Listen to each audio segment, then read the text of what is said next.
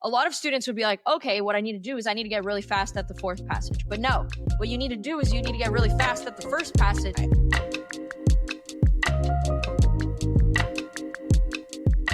What's up, everybody? Welcome back to the 7 Sage LSAT Podcast. We are your favorite hosts, Bailey and Nicole.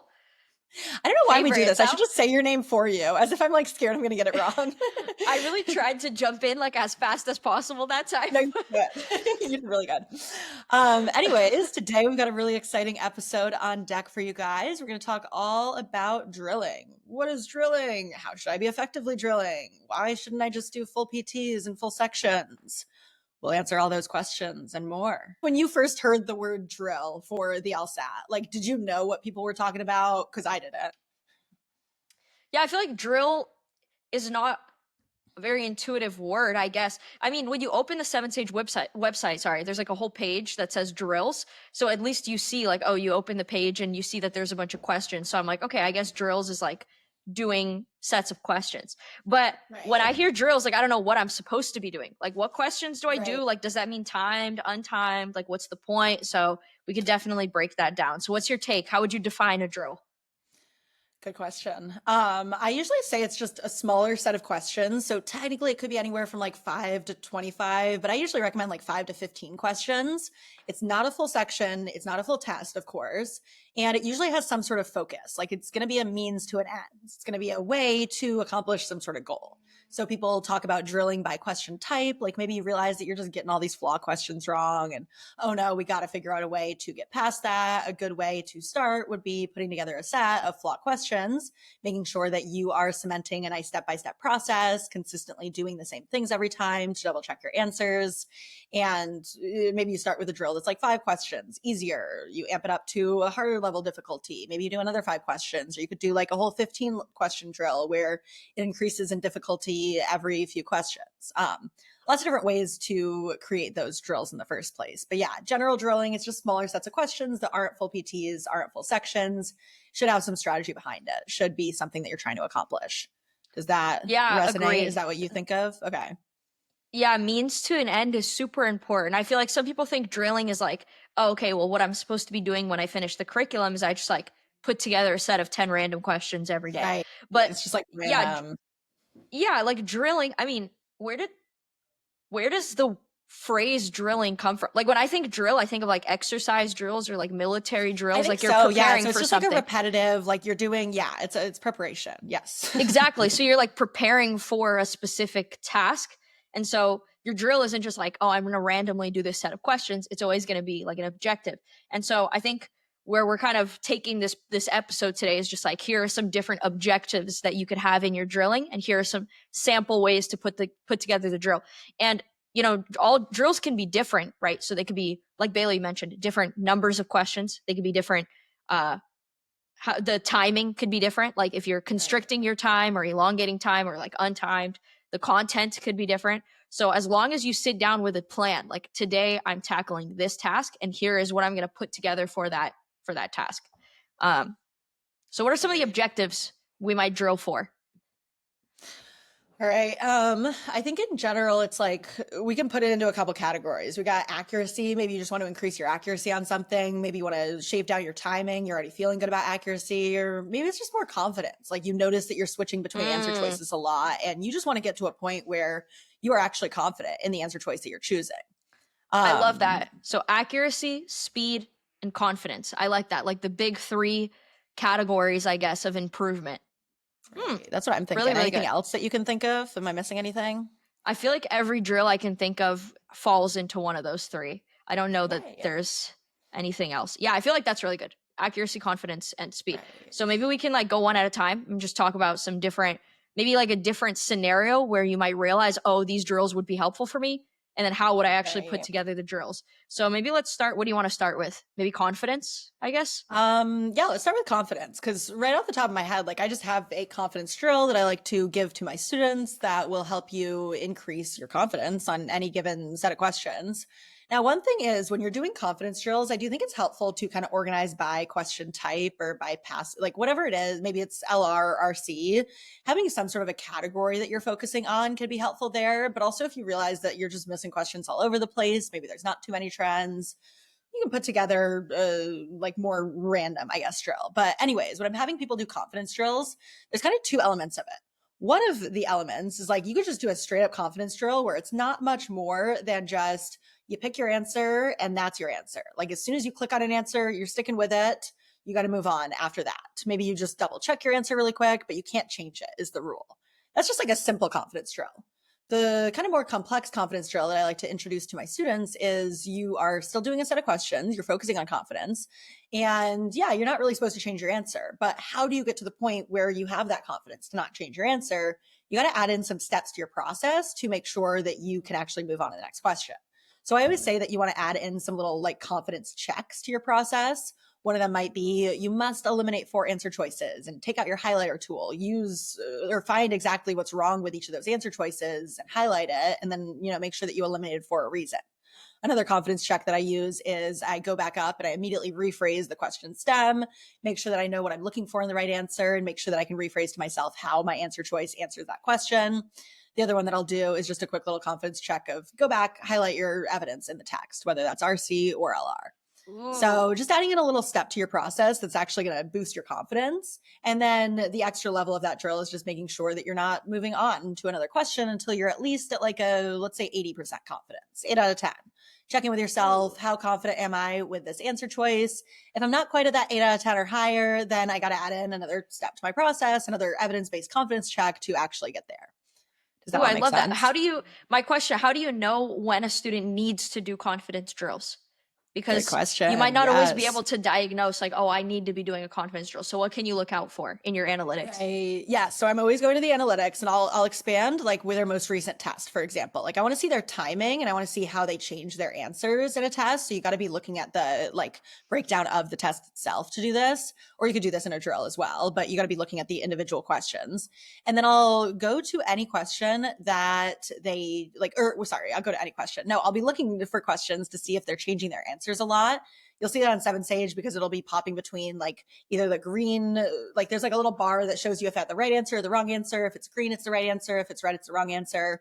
If you got a lot of like blips in your system, green, red, green, red, green, red, that means that you're switching between answers. One of them did happen to be right, but you just weren't sure how to get to that right answer. So, or even like when there's, I was gonna say, even when there's a gap, like when it's all like green and then gap, green, green. Like when you go back and check your answer, you just like keep 7 going back times and re-clicking the answer. Yes, but you've gotten it right. For example, definitely a reason to do a confidence drill. The other thing is if I notice that people, maybe you didn't change your answer a ton, but you change your answer and then you stick with that answer and then that one happens to be wrong or something. Like if you change your answer right at the end and then you switch to the wrong answer, that would also be a great reason to do a confidence drill. And by the way, another step to add into the process of maybe confidence drilling or just in general, whenever you're thinking about changing your answer, make sure that you have something wrong with the answer that you're moving away from. If there's nothing wrong with it, chances are you're walking away from the right answer or a perfectly fine answer and convincing yourself that something else looks better. I always think of that, like the meme where the guy has like his girlfriend and then he's looking around, like turning around, look at the other girl. And it's like, ooh, it's like, what? Why are you changing your answer choice? Why are you changing your girlfriend? Like you Bailey, that's like the most, that's like the most 2007 meme, like out of. I know, it's so old, right? That just illustrates how much. That just illustrates how much time you spend online that you mention a meme from like 2007. But yeah, that's I don't exactly. But no, I always think of that one because I feel like it's just overused. And I'm like, yeah, quick one. Everybody should hopefully know that meme. If you don't know it, Google guy looking at other girlfriend. And that's exactly what you're doing when you are changing your answer choice to something that you are just thinking maybe looks a little bit better. No, who cares if it looks better? Focus on, do you have anything wrong with the answer choice that you're moving away from? Totally agreed.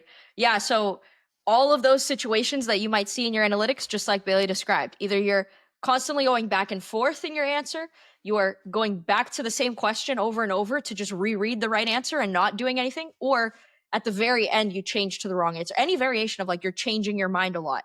That would be a great candidate for a confidence drill, like Bailey described. I did a lot of confidence drills. I think I've talked about this like a couple months ago on a podcast episode, but personally, I was one of those people that would constantly convince myself out of the right answer. Like that was what my analytics always looked like. I was on the wrong or the right answer for like a minute. And then at the very end, I'm like, oh, on to the better girlfriend. And then I go on. And so what I decided was I'm going to do basically what Bailey is describing is every day I'm going to do drills where I'm not allowed to change my answer. Whatever I click, once my finger let go of the cursor, like I'm not allowed to change it no matter what. Even if I'm like, dang it, Nicole, like you just messed up. I'm like, no, on to the next. And I realized that my accuracy went up a crazy amount when I started doing that. Which is why like the closer I got to test day, I just implemented that. I just like stopped checking my answers, which I'm not saying that everybody listening should do that, but I just implemented like permanent confidence drill every time I took the test, and it helped me a lot. So confidence is slept on. It's very, very important. Just as important as accuracy and speed is how confidently you select your answer. Agreed. Absolutely. Nice. Okay, yeah. So how do we get to that point of accuracy though? Like say that you want to improve your confidence, but you just don't even understand these questions in the first place. Like you need to make sure that you're actually increasing your accuracy. Any drills that come to mind for increasing accuracy? Yeah, we have lots, but maybe I'll start with like, how do you know when you need that? Of course, like you might be able to tell like, oh, I'm not good at this specific question or something, or I'm getting this wrong. Or like, since we're on the theme of what you'll see in your analytics, if for example, when you go back through your LR section, you're always missing the same types of questions or something, like you miss like 5 flaw questions in an exam, or you're always missing like an art passage or something, that's your worst section, then that might be a good candidate for like, okay, I need to improve accuracy in this specific content. So that's when you might be doing a very classic like content drill. You just put together a drill of one question type, or maybe you mix a couple. So maybe your issue is like spotting the gap. So something like flaw, weakening, strengthening, maybe even throw in some like necessary assumption, sufficient assumption. All questions that like share the common thread of spotting a gap. You put them together. You don't want to overdo it, right? So you want to make sure since you're going for accuracy, you're not worried right now about speed or anything. You just want to make sure you understand. So I don't want to make a drill of like 15 questions, maybe somewhere between like 5 and 10 or like 7 or something. A happy medium where I can give each question like full attention and not get burnt out towards the end. And I'll maybe work on all those questions untimed and go back and be 100% sure I'm confident that I know my answer is right and all the other 4 are wrong before I go on to the next. So that could be like a pretty standard drill. What else you got, Bailey? Well, by the way, to add on to that one, a really helpful way to increase your accuracy with any of those question types that deal with spotting the gap, which by the way, when we say that, we mean the gap or like the logical disconnect between the premise and the conclusion. There's so many questions in the LSAT that have to do with shitty arguments, bad arguments. You're not believing the conclusion given those premises. And so your very first step should be spotting that gap or hole. You can put together that set of flaw. I like doing, flaw, essay, NA, strength and weekend, and then PSAR. And what you can do for these is like what I would do is I would literally put a sticky note on my screen, cover up these answer choices. So there's no way I can look at these answer choices until I've spotted the gap.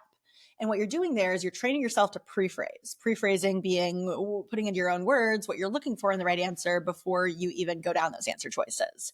Your accuracy is going to go crazy up after you go through this process of training your brain to really understand those gaps or holes and understand what makes a valid argument, what makes an invalid argument, because you are not going to be like pulled in every which direction when you're going out those answer choices anymore.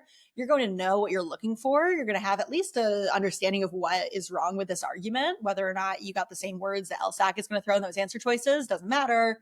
You're going to have like a better tunnel vision to be going down those answer choices. So yeah, I would honestly physically put the sticky note on the screen. Sorry, what were you going to say? I was just saying that's good for confidence too. Exactly what you're describing, like accuracy and confidence, like a double whammy for both categories we've been talking about. But sorry, I'll let you finish. So you have your sticky note. Just to be clear, I would take the sticky note off and I would write on the sticky note, like what is the gap or the hole at the very least for every single one of those questions. And then I'd also be, leaving those drills with a whole little stack of sticky notes that I can go back over and see how accurate I was at pre-phrasing that gap or hole in the first place. Because you're going to go through a phase where you're not getting those perfect right away. Like you're probably going to feel like you can't really articulate the gap or the hole, or it's going to feel pretty tough to do that in the first place. But the more that you do it, the more that you confirm that you had the right thought process or that you didn't quite have the right thought process, better you're going to be in the long run. And then you're going to get so powerful at this test. That is when you are going to be able to just go into those answer choices and not get got by all those trap answers. Yeah, absolutely. So pre-phrasing is king. I always like to say it's super beneficial, accuracy and confidence, whether that be spotting the gap or there are other question types that can be pre-phrased, right? Things like argument part, right? You're Oh, for identifying sure. the part before you look at your answer choices. So again, you want to cover your answer choices, come up with your best prediction of the right answer, and then look for that. Right. What else is really pre-phraseable? Main conclusion, must Main pre-phrase, point must figure out what is the main conclusion before you go down those answer choices. must be true if it's like a logical if it's a logical inference. chain, you want to at least Absolutely. make sure that you have that overall chain. You don't know exactly what inference they're going to give you from that chain, but usually they're pretty predictable. Yes. And honestly, so there are some questions that I know it's like a hot take. People say they're not really pre-phraseable. But it's still nice to train your brain to like practice if you can come up with Just something. like So like trying, engaging. Yeah. Your like goal isn't to get RRE. it perfect. Yes. Exactly. Yes, I So agree. a lot of people say RRE, so resolve, reconcile, explain questions, are like impossible to pre-phrase.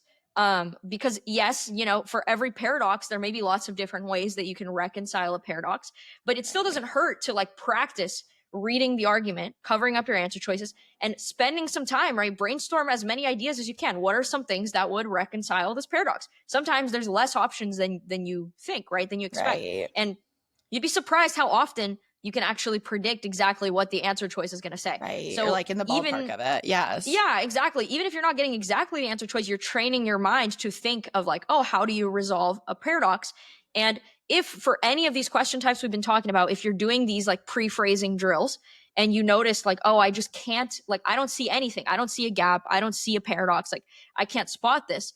Then what you would want to do is look at your correct answer choices after you've reviewed and write out your list of takeaways. Like, what do I notice? Okay. Right. Whenever I have an argument with like with an analogy, the gap will be, oh, are the two things actually similar? So even if you don't spot that your first go around, when you're going through your answers, you're gonna be like, oh, here's a pattern. Whenever there's an analogy argument, the gap is always something about the similarity between the two things. And so that way, the next time you do a drill like this, you'll be like, oh, that's an analogy argument. My gap is probably something about similarity, and you look for that in your answer choice. So it's difficult at first, but the point is to start recognizing patterns that'll make it get easier the more and more you do these drills. Yes, absolutely. And that's a really good way to describe essentially what you're doing when you're getting in the heads of the test makers. Like pre-phrasing, a great way to get 2 steps ahead of those test makers, because so they're less likely to be able to have power over you. You have more power over this test. Awesome. Mm-hmm. I think that something similar to that, and you could also add this version of a drill onto your pre-phrasing drill or onto your confidence drill, other drills, is just doing a drill in terms of a stop-start format where like a stop-start drill is just you pause after every question, you check your answer and you see if it was right or not. You do a little bit of reviewing as you go, and you make sure that you write down at the very least a takeaway as to what am I going to do better next time. I think that's really helpful to do for a set of questions where you're doing like a ton of flaw back to back. And so you're going to pause every question, figure out like, did I spot the gap or the hole right in the first place? Maybe I got tripped up with the fancy LSAT wording down those answer choices. Maybe I chose something that wasn't actually descriptively accurate about the argument, but it was a flaw in another situation. Like plenty of different options of where you could be going wrong, but pausing every question and pinpointing your mistake and then being able to either confirm your thought process if you got it right or give yourself a takeaway of what to do better next time if you didn't is going to help you just increase your accuracy as you're going. And I recommend doing those drills untimed personally, but you can also probably do it timed and just kind of check in and give yourself a timing takeaway as well. That's a really good one. I just have more of like a logistical question. How do you set that one up in the builder on 7Sage so that you can see the answer after each one? Good question. What you have to do is, so I literally have that, I have that drill and then I create a copy of the drill and on the copy of the drill, I just press like show answers or show questions so I can go to each individual question. But by the way, quick plug on the new website, which we'll be launching sometime soon. You can cut this out if it's not actually supposed to be mentioned on the podcast, but the new website is going to have a way that you can just show the answer right away in the middle of a drill. That's awesome. So that's nice as well. That'll be really helpful. Although we don't want to take advantage of that either. We want to make sure we're blind reviewing before we look at the answer. But don't use that as a crutch. Exactly. But for drills like this, for this drill, it's helpful. Yes, yeah, agreed. Exactly. Yes. Very, very good point. Okay, so we have stop start. So we did accuracy. We have content drill, pre-phrasing drills, and stop start. I think that's 3 really good ones for content. Yeah. Should be good there. Let's talk more about timing maybe, and then we can come back and do little miscellaneous ones that we think about at the end. Yeah. Okay. So timing. Let's say you notice, I think this one's the most clear to like see in your analytics because you can tell obviously when you run out of time. So if you are someone who's taking a full-time section or like a PT and you notice you're always running out of time at the end, or you like don't get to the last passage, or even in like a set of 10 questions of LR or something, you notice in your analytics that like the first 5 or 6 took you like super duper long and then you had to rush on the final ones. All of those things are signs to look for that, okay, maybe what I need to do is I need to tune up the timing. So well, maybe not rapid fire, but let's start. I'm sure we have a lot of different ones for speed drills because it's one of the more common issues we see. For speed drills, that's fair. I mean, I try to like kind of, break it down to make it a little bit more simple. I call my timing drills kind of half and half drills, where I'm splitting the sections in their first half and their second half, but it's not literally at the halfway mark. Because what happens in LR, for example, is that usually on average, the first 15 or so questions are 1 to 3 stars, a little bit easier. Some of them are a little bit harder. Like they'll throw a trick question or, something that's a little bit tougher in there sometimes. But first 15 questions, you want to be getting to the point where you can do those in about 1 question a minute, 15 minutes for the first 15. You might not be able to get there right away. And what I recommend to train yourself to get there is that you break down a ton of different LR sections, their first half, first 15 questions, then their second half, the last 10 or 11. You first just start by doing those untimed, or if you do something untimed and it takes you literally forever, maybe you just give yourself double time. And then the whole goal is that you're going to try to maintain your accuracy when you do it with more time than you normally have. Like try first 15 questions in 30 minutes, for example. See what you can get to. Hopefully get to like a, 13 or 14 or 15 right out of those. And then also jot down a little strategy that you used to get to those right answers. Like maybe you noticed that you were consistently eliminating all 4 answer choices and that really helped you. Or honestly, I wouldn't really always recommend that for the first 15. Maybe what helps you for the first 15 is pre-phrasing. That definitely was a way that you got to those right answers. You jot down the strategy that you use to get to the right answers, you jot down your accuracy, and then the next time that you do this drill, probably the next day or something else, you're going to go through and put together a new set of a different 15 questions from like the first 15 questions from a section, but you're going to do it in T-minus 1 or 2 minutes from the last time. So 28 minutes now. You're going to focus on maintaining your accuracy. You're going to focus on bringing those strategies in and just slowly tapering yourself down. You got plenty of days probably before your test. Hopefully you're not listening to this like the week of your test and trying to implement all these timing drills. Is the whole idea is that like when you consistently do those drills over time, you can just naturally taper yourself down to getting to those good timing indicators. And then what I do for the last 10 or 11 for LR is give myself 20 whole minutes for that. Maybe you start with 40 minutes and you taper yourself down. And then for RC, the indicators are pretty similar. First 2 RC passages, I like to do in about 15 minutes. Again, train yourself to get there. Last 2 passages in about 20 minutes total. But that's all, by the way, for 35-minute sections. If you have more time for your sections, like you have accommodations, you just multiply each of those indicators by either 1.5 or 2 or whatever, how much extra time you have. So like first 2 passages would be in about 23 minutes. Last 2 passages would be in 30 minutes for 53-minute sections. Cool. Anyway, sorry, that was a lot. Does it all make sense? That all is fine and dandy. I think like the common theme we're trying to come across here is that the target of speed is the beginning of every section, right? So I think a lot of students assume that if you have to, like if I'm a student, let's say I'm student X, I'm always taking RC sections, I keep running out on the 4th passage. A lot of students would be like, okay, what I need to do is I need to get really fast at the 4th passage. But no, what you need to do is you need to get really fast at the first passage. Now you have time for the save yourself time. Exactly. So your goal is not to be able to do a 5-star passage in like 7 minutes or something. I don't even think me and Bailey could do like one of these crazy 5-star passes, and I don't want to. Exactly. Yeah, you want to make sense. You want to leave yourself the cushion. So what you want to do is be able to do your first 1 or 2 passages in like 7 minutes. That's the goal. So most of these speed drills, I even go as far to say is all of them are like intended to speed you up at the beginning of the section so that you have more cushion time at the end. Whether that be your first 15 and 15, your first 2 RC passages in 15 minutes, all of that to help you get more confident at the beginning. Another good drill to build up confidence in the beginning of, I'll start with my RC drill. I talk about this one a lot in class. It's something I call an RC memorization drill.